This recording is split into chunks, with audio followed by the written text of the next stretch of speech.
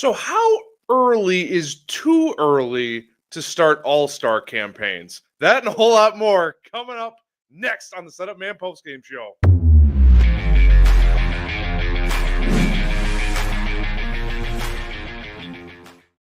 Welcome in as the Cubs just absolutely take it to the Buccos tonight, winning, what was the final score? 9-0. Their fourth shutout of the season already.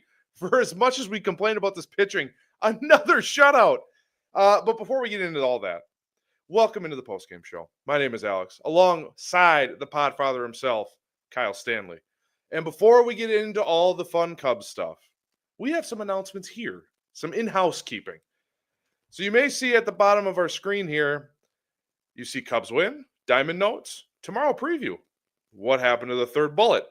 Here's what happened. After some discussions amongst the Setup Man Network, and as we've told you before, we're tinkering things and experimenting as we go.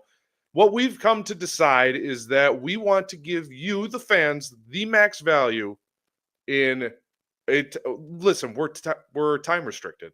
Like, we don't have as much as we would love to go all night, especially on a game like this where it was really fun to watch. We want to give you the max value in our time window that we have. So calls will be a little more occasional. So for tonight, we're trying something new. So be patient with us as we continue to build this plane in the sky and see where this takes us. But that's our only note for now. So no calls tonight. It'll be more of an occasional thing. But don't worry, you will know when we are opening up the phone lines again. Okay, now that that's all settled. What a game! Let's go! Make sure you hit that subscribe button, hit that like button, because tonight was fun. So hit that like button. Comment below. Let us know how you feel. Oh, boy. Kyle, what a game. Just another fun, taking care of business, TCOB. Just another fun game. And the offense keeps rolling. Another shutout. Let's start, though, with the Cubs MVP of this season. Carson Kelly. Again, 3 hits, including a home run. It's crazy. You had some stats. I'm just going to let you take the reins here because you had some crazy stats. Because Carson Kelly was a nobody. Nobody, yeah. And all of a sudden, he's the Cubs MVP to date.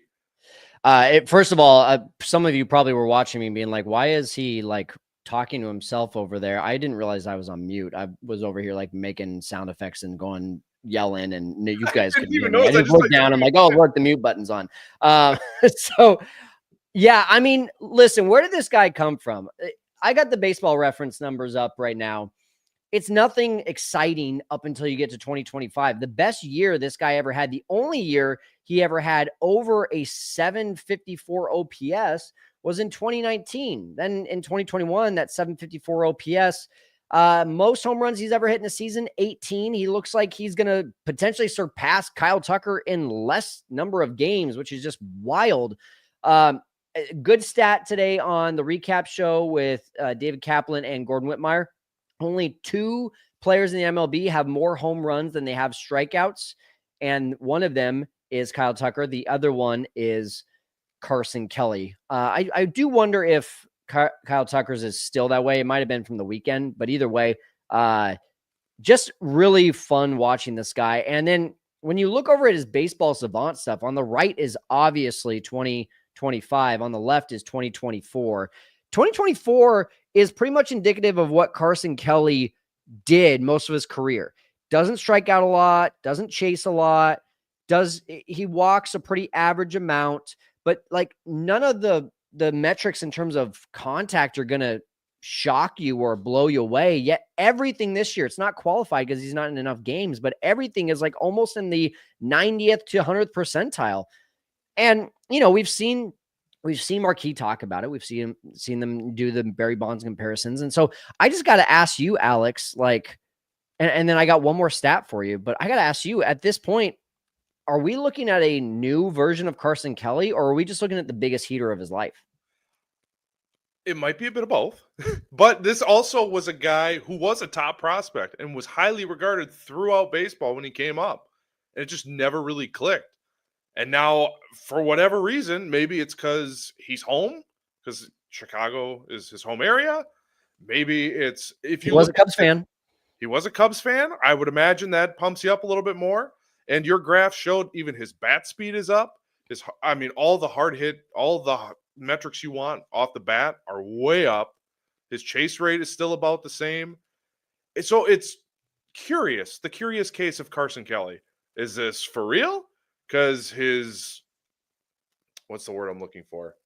His reputation. That's what I'm looking for. His reputation would say when he was coming up to the league, yeah, this is kind of who he is. And all of a sudden, he's rediscovered himself, and I'm glad it's with our team.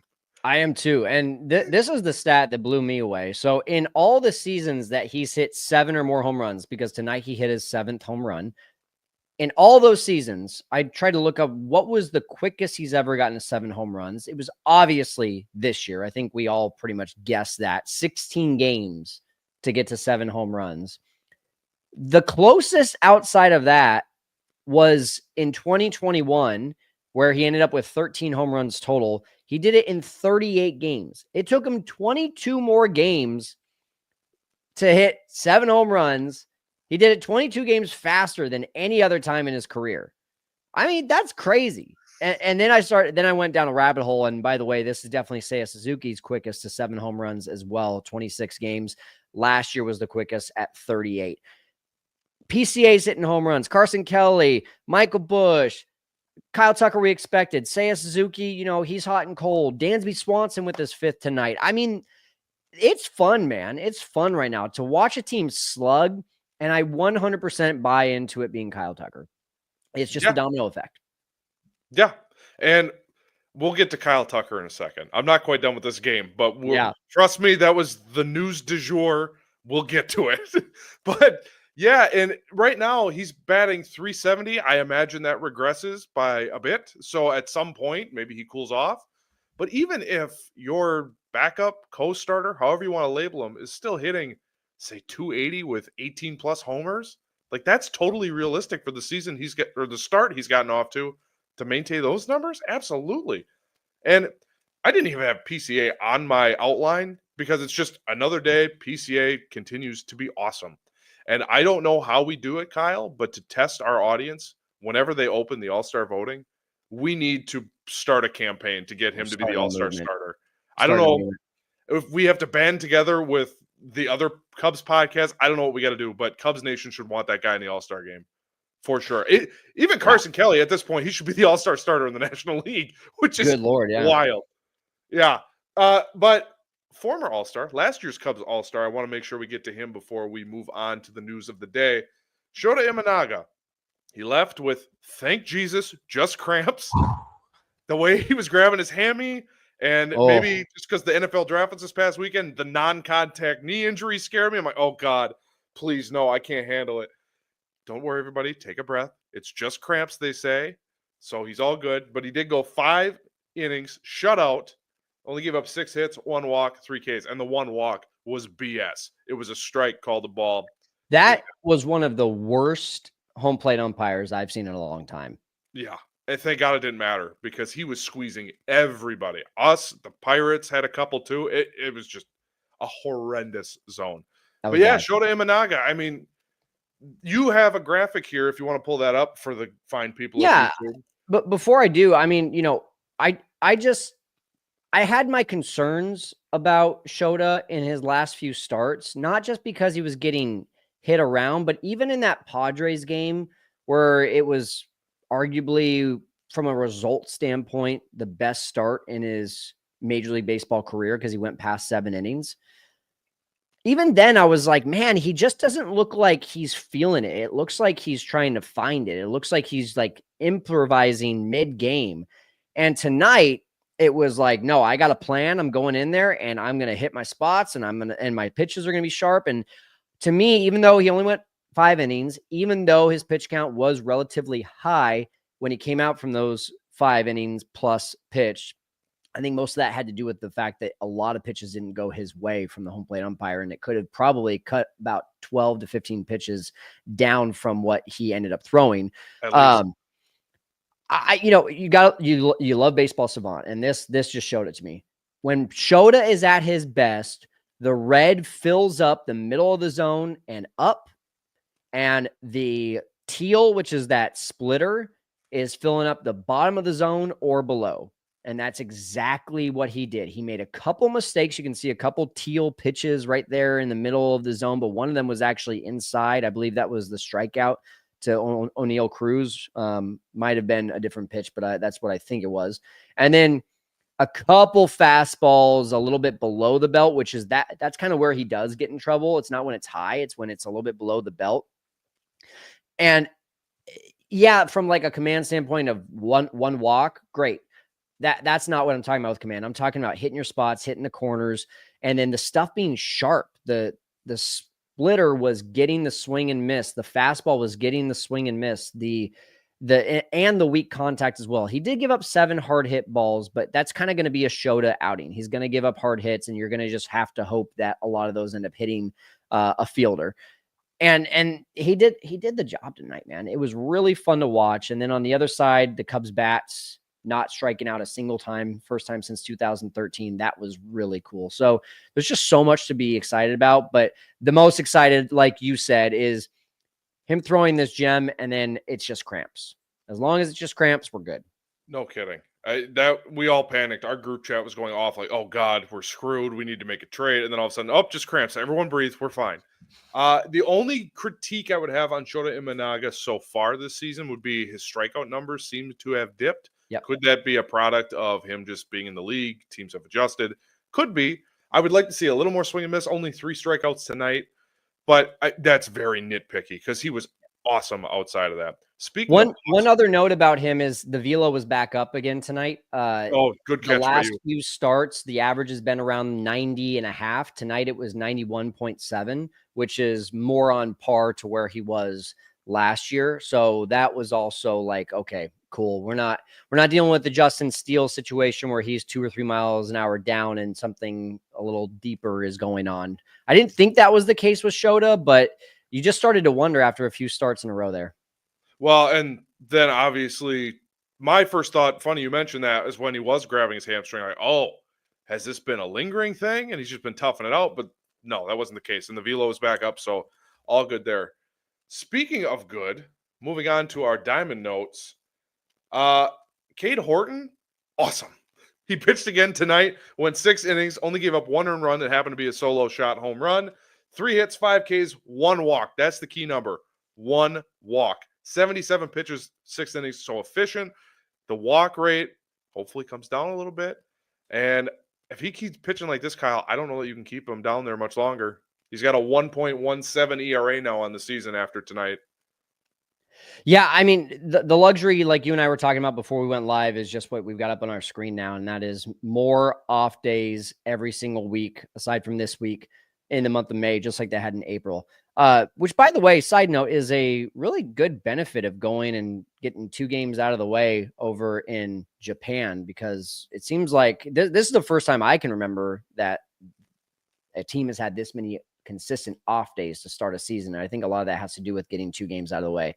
Either way, I think that's the only reason Cade Horton doesn't come up anytime soon. Now, if it's a little bit more than cramps, or if it's just, Craig wants to be a little bit, and Jed and crew want to be a little bit more conservative, could Shota go on a quick IL stint and Cade Horton come up, make 1 start, and then potentially stay in the rotation, or then go to the bullpen after that? Yeah, I mean, I think tonight, at least gives you that option, especially the way that he's been pitching as of recently. That was the only thing that you wanted to see was just less walks. And he did that tonight.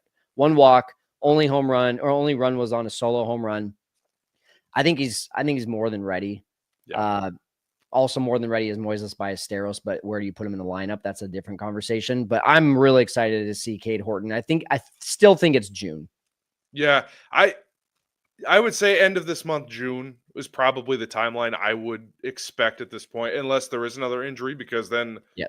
I mean, Ty and I feel like we just keep talking about, Chris Flexen, Jordan Wicks. Like, this is the guy. If there's an injury, this is the guy. Speaking of the guy who was supposed to take over third base for us this season and got demoted, Matt Shaw, top hitting prospect, 4 for 5 tonight. The kid's heating up. He's hitting the ball harder. This is his second consecutive multi-hit game. And in the last 3 games, he's got 8 hits overall. Thank God. Because I won't lie to you, Setup Nation, I was a little worried. Need it. Yeah, for sure. Yeah, I think that's, you know what, though? Until then, can we just admit that John Birdie is the solution at third base and not put Vidal Brujan over there? I know Justin Turner's only gotten 1 start, but I don't want to mess around with that. Like, I don't understand why Craig wants that to be revolving. Just put Birdie over there. He's got the most experience. He's got the speed. He's got the power. I'm turning this into Go Cubs Go, but I mean, seriously though, why mess with a good thing? And so that's my 2 cents on that. But Matt Shaw needs to get back up here as quickly as possible. Yes, and I believe it was, I think I was watching MLB Network and I should have wrote this down. Taylor McGregor had basically said, the plan is him. It's still the plan. So they're hoping he fixes what he's got to fix and is up here sooner than later for what that's worth. So really quick, since we're on the topic, Matt Scarpelli says, is there any word if Shaw tweaked his swing based on the home run that he hit yesterday and the highlight? I do not believe any tweak has been made, which I don't think so either. Yeah, I mean, that leg kick, right? It's always going to have a conversation if he's slumping. So we'll see if that ends up being a thing. Yeah, the only thing I might have noticed was that he started his leg kick a little earlier, but then the home run was off a breaking ball. So it's like, well, did he actually? Yeah. So nothing super visible, but he's got to be working on something. Otherwise, he wouldn't be down there. But 8 hits in his last 3 games. It's a pretty good start. I'll take it. So the news du jour. If you haven't heard, Kyle Tucker's a Chicago Cub, and we hope he's a Cub for another decade. Well, if you want hope trafficking, we got that for you tonight. Yeah. If there was ever any hope, I'm going to play this clip. David Kaplan, his Recap Cubs podcast, him and Gordon Whitmire. You know what? I'm not even going to set it up. I'm just going to play the clip. Kyle Tucker's done wonders for that lineup. You know what that underscores is what we've argued about for over a year, maybe over 2 years, is that when they haven't gone out and gotten that hitter, this is what going out and getting that hitter does to a lineup. Correct. It lengthens the lineup. And I'm hearing that the Cubs have wrapped their brain around, it doesn't mean he'll accept it, wrap their brain around whatever it costs, we're paying it, and they want to keep Tucker. That's what I'm hearing. I hope so. Really? Yes, sir. Thank you. Anytime you can get an Ace Ventura reference in here. I'm glad you got it. Yeah. But yeah, I mean, I didn't know this. I clipped that and posted it on my Twitter today. People are insane. The fan pressure that you and I talked about the last time we were on, that's a real thing. So if they are having these conversations and it's, they've wrapped their heads around it, this is what it's going to take. Man, oh man, what is your reaction when you first heard that clip? Well, you know what my first reaction was exactly, and it's weird that my mind goes to this place, but I would love to ask everyone in the chat this question as well. Think about if Kyle Tucker signs an extension or the news of the Cubs being in agreement with him. If you were to run into Tom Ricketts on the street right now today, no extension, how would you treat Tom Ricketts? And then how would you treat him the day after finding out that Kyle Tucker has signed an extension? I don't know about you. I would probably, even though we have a YouTube channel and it's in our best interest to talk to Tom Ricketts, I'd probably do one of these. Like I just would keep walking right now. Whereas if he signed him, I would be like, on, what's going on? You want to get a beer? Let's go. I'll take you right down the 1000%. street here to Murphy's. Come on. I mean, that's going to be a legacy, and you can't even blame him if Kyle Tucker, turns into an Albert Pujols signing, turns into a underperforming Jason Hayward contract. You can't even go down that route. It's just, that would be the mark that Tom leaves on this organization, to be able to say, I busted out the checkbook when the time made sense. And I would be so overjoyed.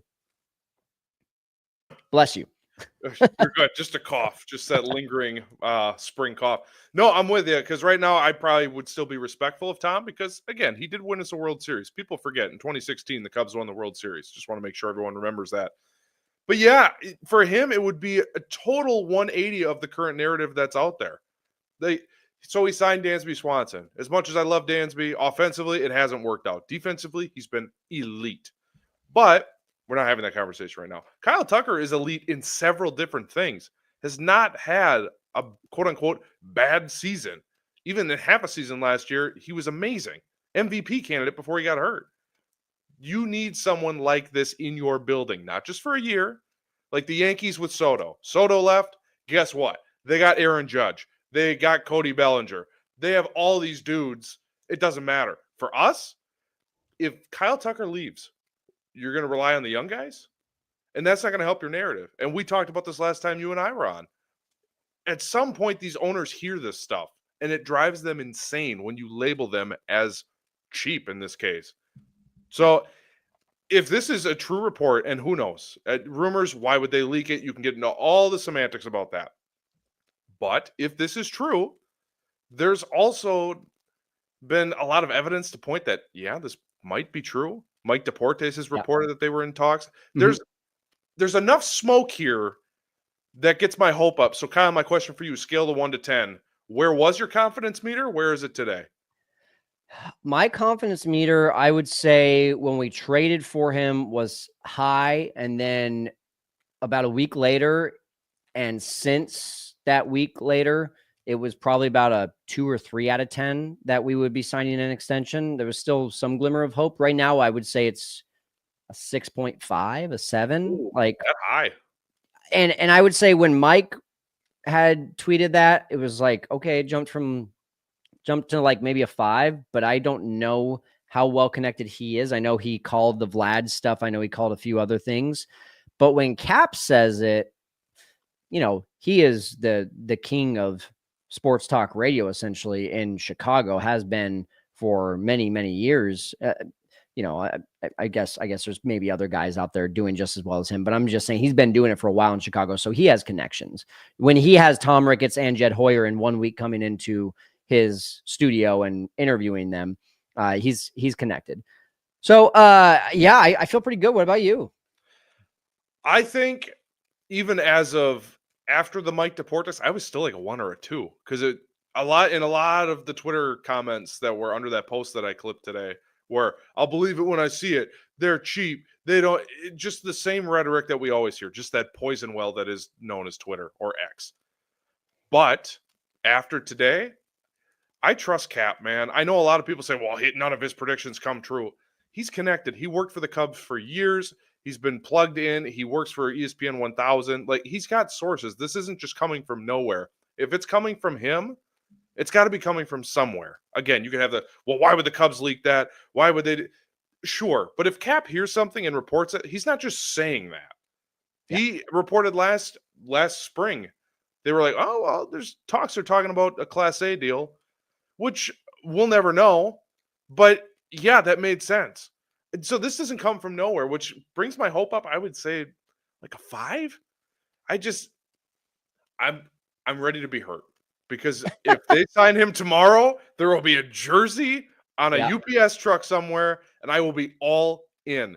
And also, I do think one of our fellow setup man pointed out, I can't remember who, I think it was Brian. So shout out to Brian. If it wasn't Brian, then I'm sorry. But if they don't re-sign Tucker, the ramifications financially for the team with like season tickets and fan blowback, like, I think that has to worry them a little bit. And that's a very honestly, man, I don't know if that's the case because Wrigley has been tradition for fans for years and years and years, no matter if they're winners or losers. I really think it's more of an ego thing for Tom. It's either he's either scared that his ego and his reputation are going to get hit so hard that he's going to the family and saying, we got to pony up, or he's seeing the vision of like, I could be a hero. I could be the guy, you know, like right now I'm not the guy, but I could be the guy, you know, and that I think it's more driven by that. That could be, and I don't have as much money as he. I will never sniff that amount of money. So, you know, with money comes ego. I get that. But I do also wonder, like, oh, you know, breaking even, all these financial comments. And to put it in basketball terms, and I know we're a baseball podcast, but my favorite basketball team was going after a trade for superstar Damian Lillard. And all summer, it was, you heard Lillard this, Lillard that, he's coming. And then he didn't.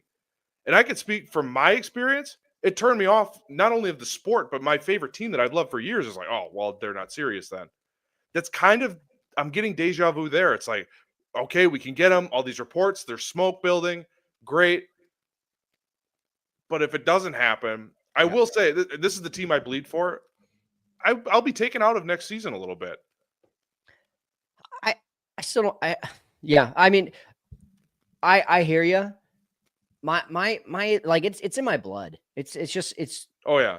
I just don't think I can ever have a season where I'm not just eyeball to eyeball watching every single pitch for a Cubs game. But just some seasons like this one, I'm having a frick ton of fun doing it. Watch your language. Family show. I said frick.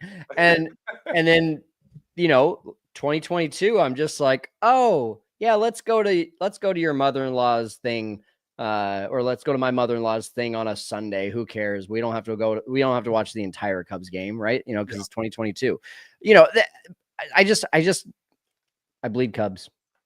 I do too, but I just telling you, I don't think I'm alone on that. And yes, I will still be doing these post-game shows, assuming you don't fire me.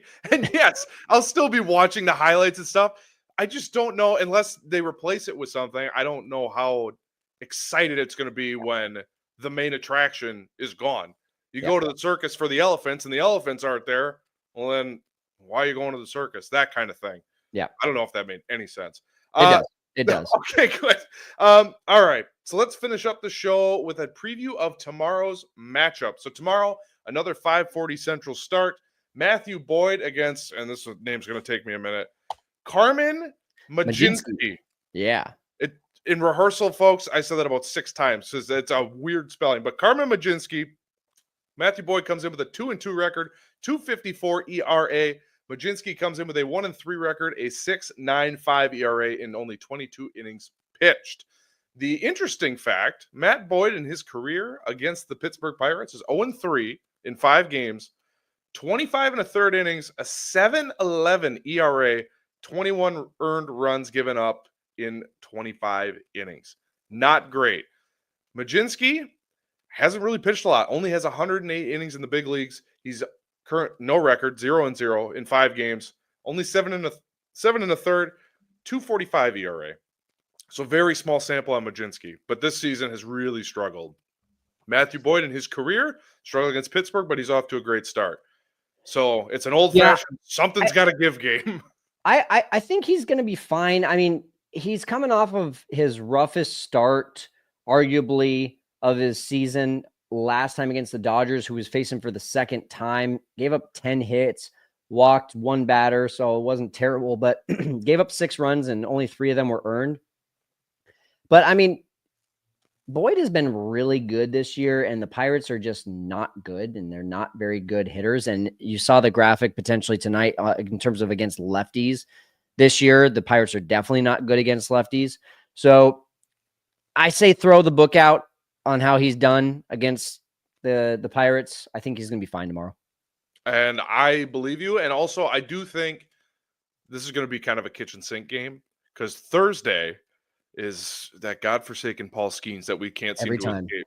Every series. I jokingly said to Ty, is it really a Pirates series with the Cubs if Paul Skeens doesn't pitch? And at this point, that might not be a joke, folks. It's just every time. So if you want to win the series, your best opportunity is tomorrow night because Paul Skeens is starting to figure it out. Bit of a rough start. He's starting to figure it out, so that's going to be tough on Thursday. So you want to win the series, go get it tomorrow. Then you can at least be 2-1. Maybe you sweep the Pirates. That would be awesome. But you need the momentum headed to Milwaukee this weekend because, as we all know, that is the biggest series. I know the Dodgers is a big series. I know the Diamondbacks 85 times is a big series. But Milwaukee has been your number one nemesis. If you can take some momentum into Milwaukee, let's kick the crap out of those Brewers. But we'll get to that. We'll cross that bridge when we get there. But anything specific you're looking forward to tomorrow, Kyle? I'm looking forward to the Cubs stealing a base, and I want to leave you guys with this stat. The Cubs tonight with that win did not steal a base. They're now 6-6 in games that they do not steal bases. They are 12-6 in games that they do steal a base. So let's steal more bases. I mean, that's been the team's MO. They didn't have to tonight because they just kept putting the ball over the fence. Yep, exactly. So hopefully more of the same or, stolen bases. But that's going to do it for the Setup Man postgame show tonight. Thank you for watching. Make sure on your way out the door, hit that like button, hit that subscribe button. And as always, we appreciate you watching wherever you are, wherever you're listening. Thank you for watching. Kyle and I are going to go ice up for tomorrow. Cubs Pirates tomorrow. We go for the series win. Let's do it. But we're going to go ice up. Thank you for watching.